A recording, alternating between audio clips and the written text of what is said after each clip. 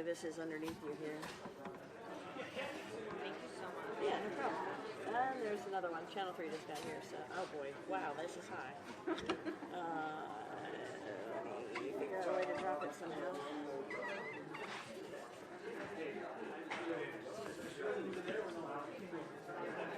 Thanks again. Yeah. It's high. I could, there's no way to.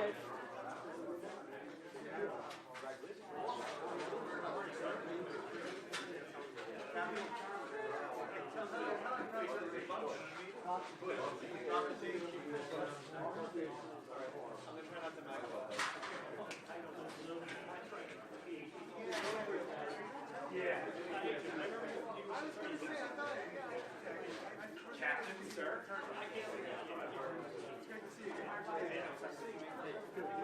Thank you very much. Different than mine, sorry.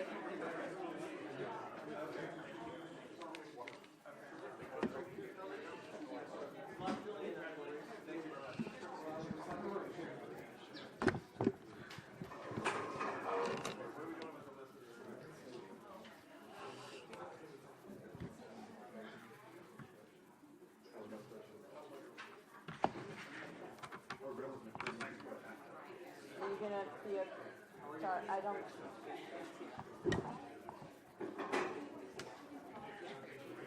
Sorry.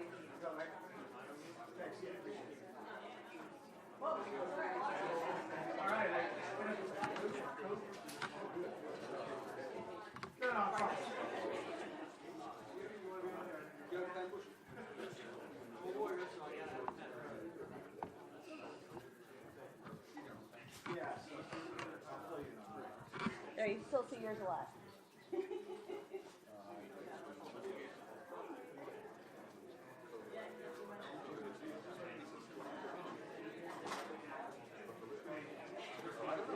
I thought she lost her appeals, for all I know.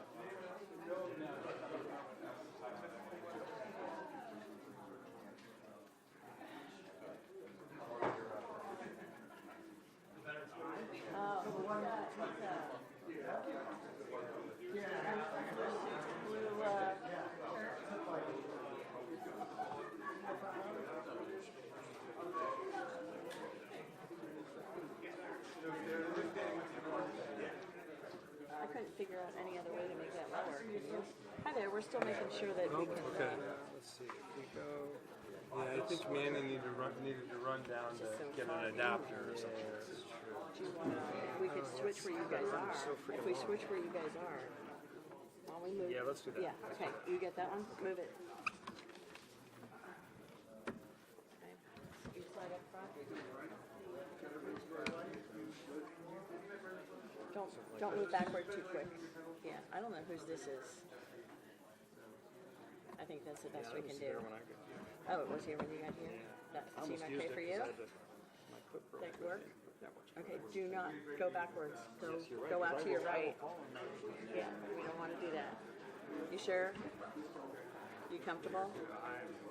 Okay. We just moved it a little bit.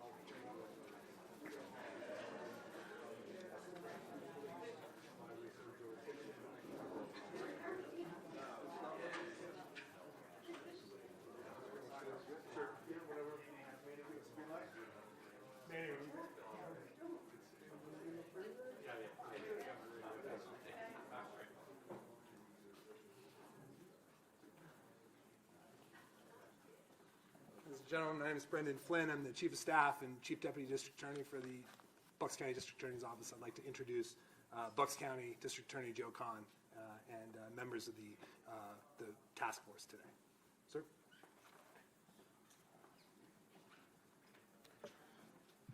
Good afternoon. Thank you for being here. I am Joe Kahn, the District Attorney of Bucks County. And before we begin with today's conference, I know that many of you have questions about the tragic incident in Churchville that occurred yesterday afternoon. We will not be taking questions about that matter today, but I can provide an update at this time. First, the Bucks County District Attorney's Office joins the community in mourning the loss of 3 of our neighbors. I want to specifically recognize the admirable efforts and heroic restraint shown by the Northampton Township Police and the South Central Emergency Response Team.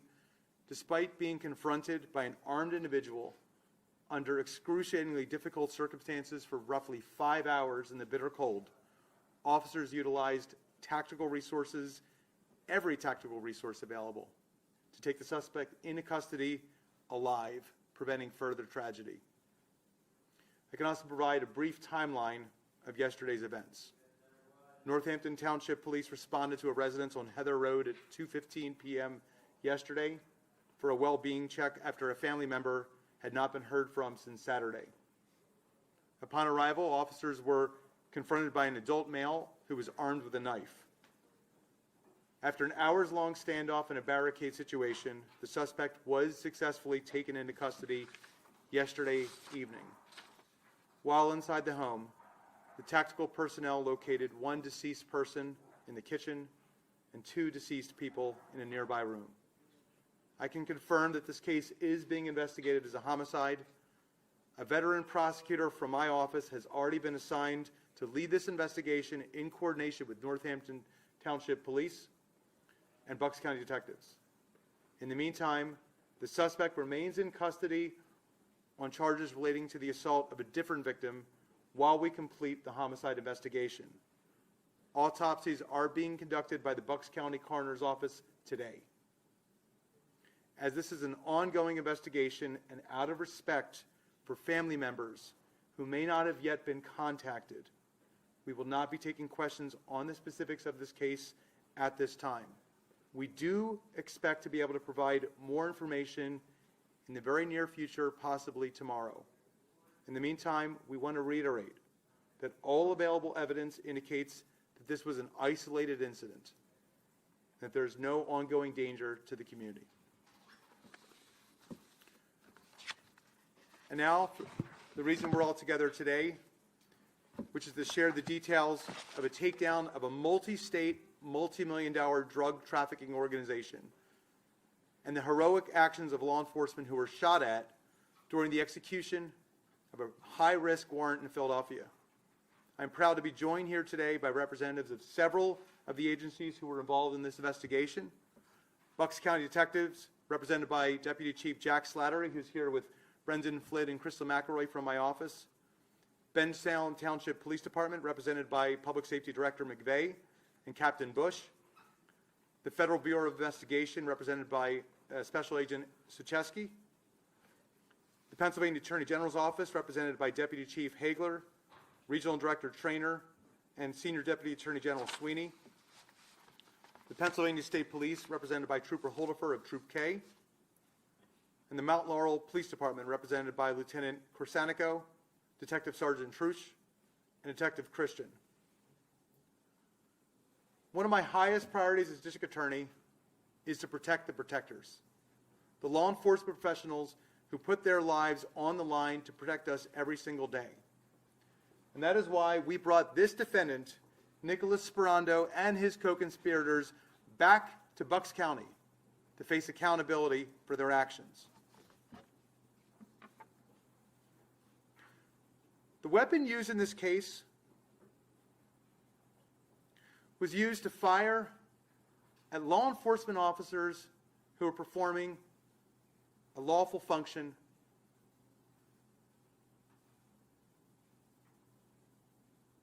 And but for the weapon jamming, we could be up here talking about a homicide case. This was a cowardly act against our officers, which is really an attack on the rule of law itself. Our office will always protect those who risk their lives to protect us, even when that happens across county lines. Defendants like this should not be allowed to buy their way out of jail, which is why our office successfully argued to have Sperando detained before trial in Bucks County without the possibility of posting cash bail. Now, for the particulars of the investigation, I'm going to now turn this over to a senior prosecutor in our office who is handling this prosecution, Deputy District Attorney Christopher Reese. Good afternoon, everybody. As my boss just told you, my name is Christopher Reese. I'm a deputy DA here in Bucks County, and I've been here for about 16 years. Before I open up the floor to questions, I also want to take the time to commend all the law enforcement officers involved. It is my sincere belief that absent quick thinking and sincerity in the hearts of the men at that door, somebody could have been killed that day. It seemed likely that it would have been this man who was killed, but thankfully there was no loss of life. In fact, there was no injury that day. One final note before I turn the questions over to you. By the way, I'll be taking 1.5 questions, so you got to divvy those up amongst yourselves now. I was speaking with one of the detectives involved in this case, and he said it had something from all three of the food groups: drugs, guns, and money. And I think after becoming more familiar with the facts, it actually has something from all four food groups. It has something from the guns, the drugs, the money, and the protection of the public. We all owe a debt of gratitude to our law enforcement officers for that day and the actions they took and declined to take. So seeing there is no questions, just kidding. I'll do my best. I want to point out this is an ongoing investigation. This is a multi-state investigation, meaning not just Pennsylvania. I'm going to keep it to myself what other state or states are involved. There's at least one other person charged in this investigation prior to the events of that day, and we do expect more people to be charged in this. So we don't want to give too much away, but give it a shot. See what you can get out of me. Can you generally walk us through what happened when they hit the door? Just give me a second, Jim.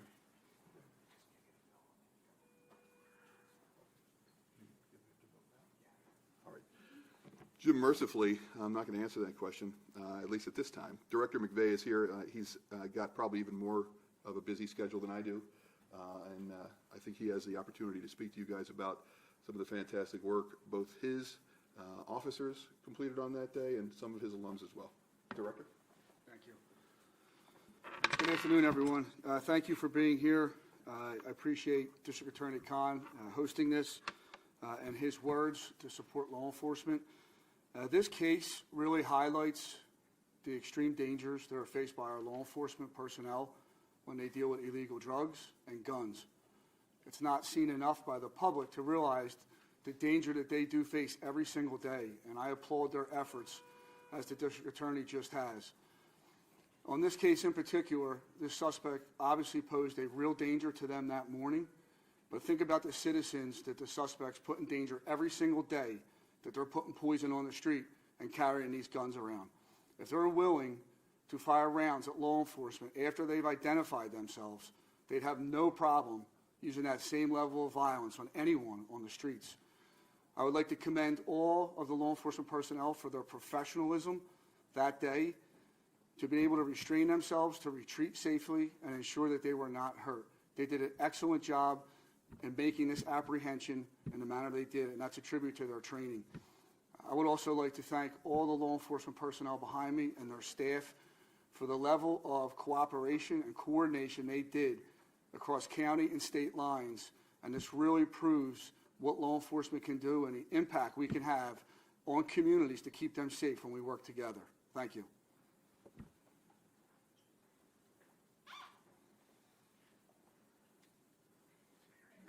Fire when ready. Can you take us through this from reading the paperwork? This is a controlled buy for marijuana.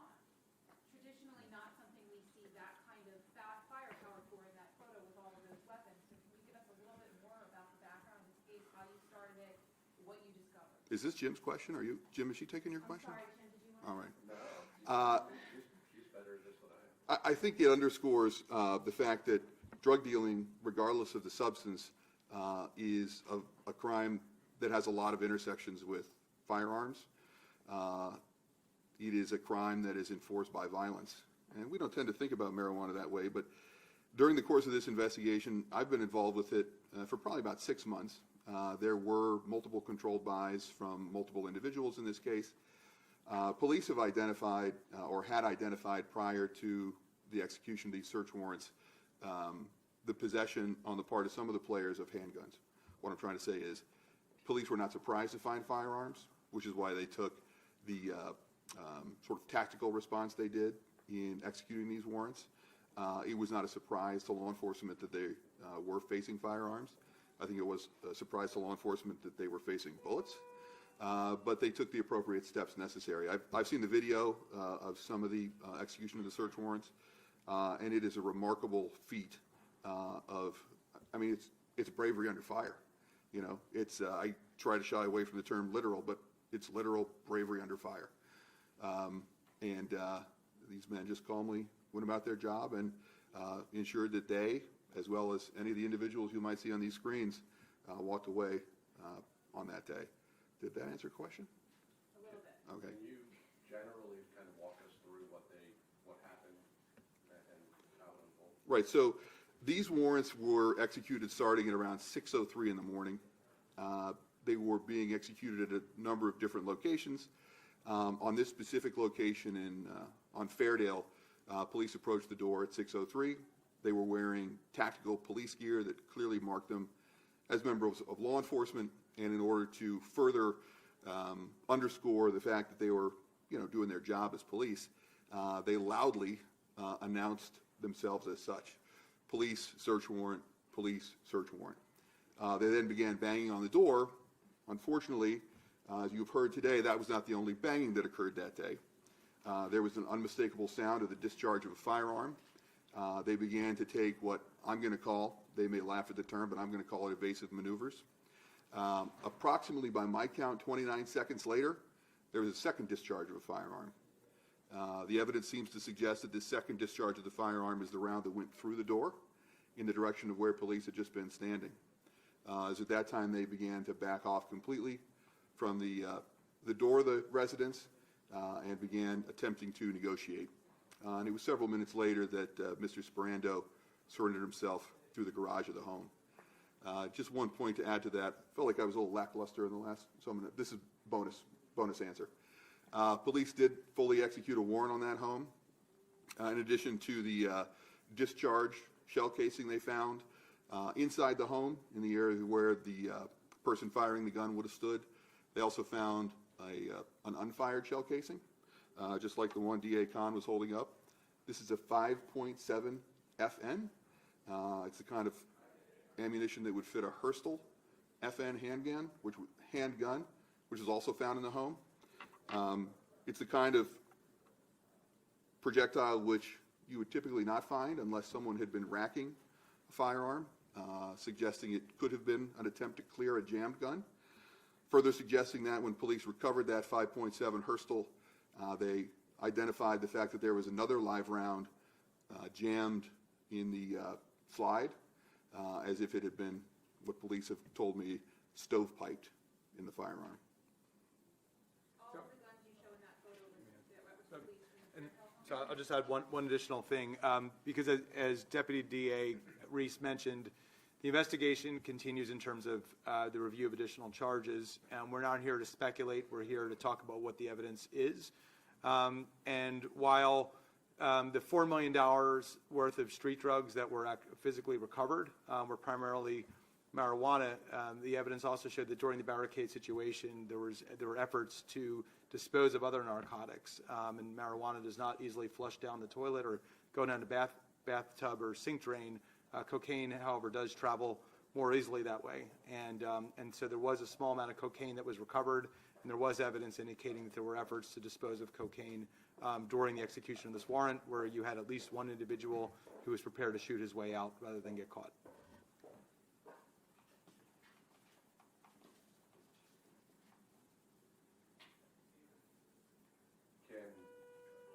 serving warrant, we know serving warrants is always one of the trickiest parts of what you guys do.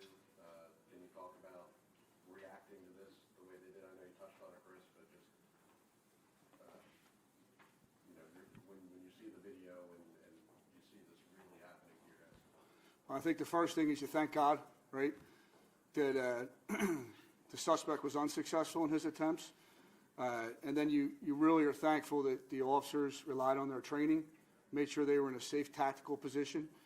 Clearly, when you're executing search warrants on this magnitude, multiple locations, it's well thought out. There's a lot of risk factors, and there's a lot of debriefing going on to make sure you do it the most tactically sound way with the agencies that are interworking.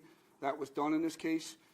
We're just very thankful that the positions they took prevented them from being struck because, as the DA had indicated, this bullet would defeat the body armor of a police officer. So his intentions were clear in my mind as to what he was trying to do to the police officer serving that warrant. So we're just thankful that they were able to use their training to avoid being injured or killed. And as to the second part about not firing, is that what you said? Well, yeah, and the restraint that they showed. I think they showed great restraint, and that's a reflection of the professionalism and training instilled in them. And there probably wasn't an opportunity to do that where they felt safe and retreated and they didn't overreact. They showed great restraint, and we're proud of that. When exactly did this happen? The 15th? January 15th, around 6 a.m. in the morning, 6:03 I think was the exact time. These things operate, from our experience, from reading your paperwork, in networks. And you said there could be other people out there. People work for Mr. Ferrando. Chances are they know that you're on to him. Would it behoove them to come forward to you before you come get them? I'll turn this back over to the DA's office, but I would say turn yourself in. We won't stop. This investigation will continue, and the investigators on this will be tenacious to get to every last person involved in this. And just so I know, that picture there came from Mr. Ferrando's home, Fairhill Drive.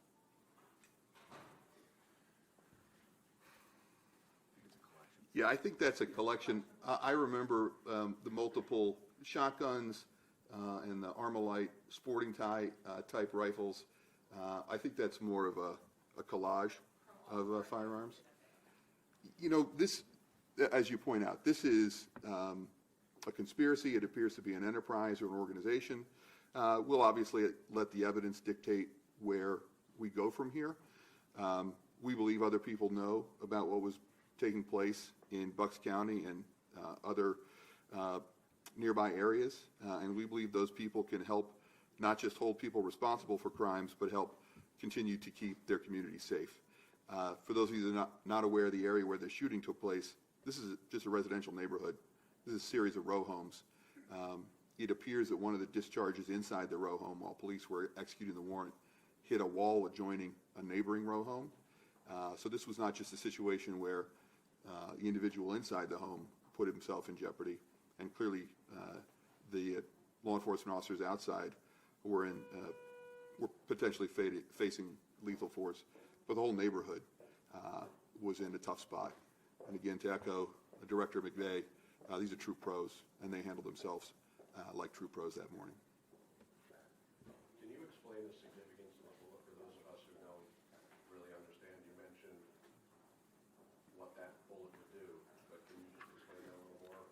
I mean, in layman's terms, it's a rifle round, it's in a handgun, and it can pierce body armor. So, very dangerous bullet, one that you don't want to be on the receiving end as a law enforcement officer. And just to again go back to that, this isn't just a police officer showing up. They follow the law, they're in accordance with the law, they knocked, they announced very clearly their presence. So this individual was aware it was the police. In my opinion, based on everything I've seen and heard from the detectives handling the case. So, but as to the bullet itself, very dangerous and can instantly kill a police officer or a civilian. Would you mind holding that up for just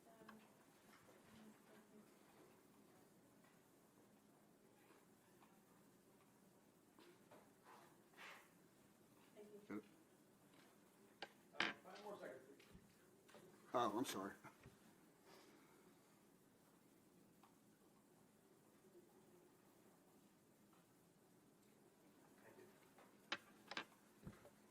Anything else?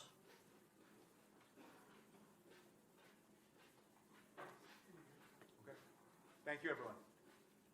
Thank you.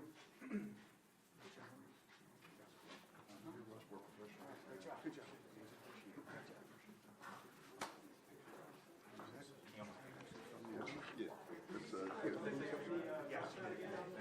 You guys want this out? Just get it up there. Go with that. You'll get the picture. Yeah. I think Jack's. It's not next one. Hi,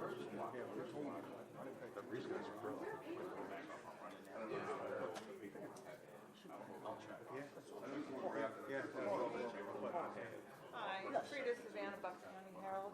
I wasn't 100% clear, so the 4 million, I may have missed something. You should have Chris Reese here. He did the investigation. Okay, great. That, the large amount. Quarter Bucks County Herald.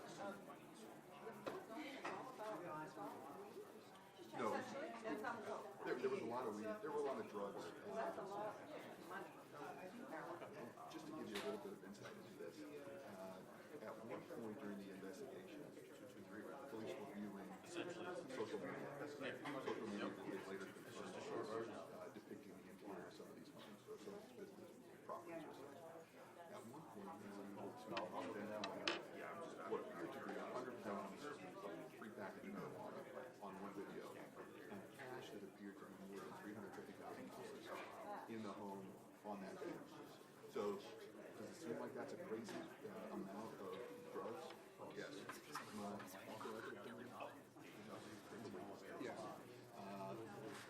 The amount of drugs, it seems to be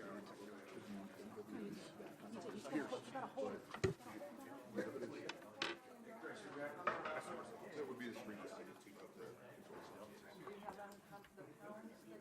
Total. Everything. Different. You don't believe me? I didn't do the math on it. I took the word from the professionals. These guys are not. That'll be on the property. Yeah. Bush. I did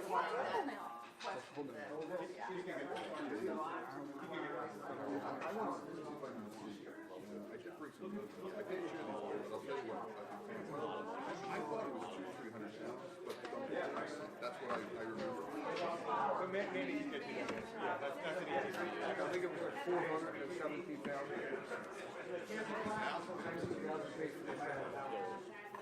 Significant. And that's what the high school did. I remember seeing on one of the evidence things, there was a bag like this, just a magic fireworks. I had never seen a bag of magic fireworks.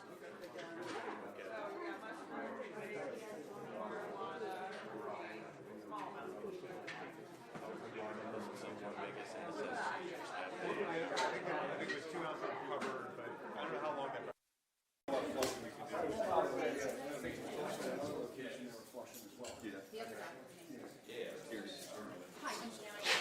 Yeah, good to see you.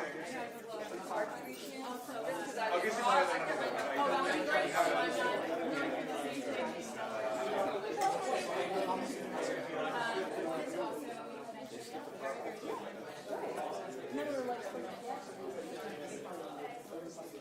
You gonna have that on today? So she's godmother.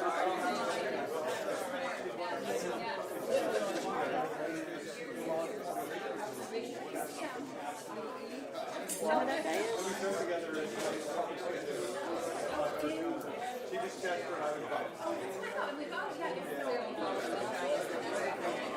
we were, so we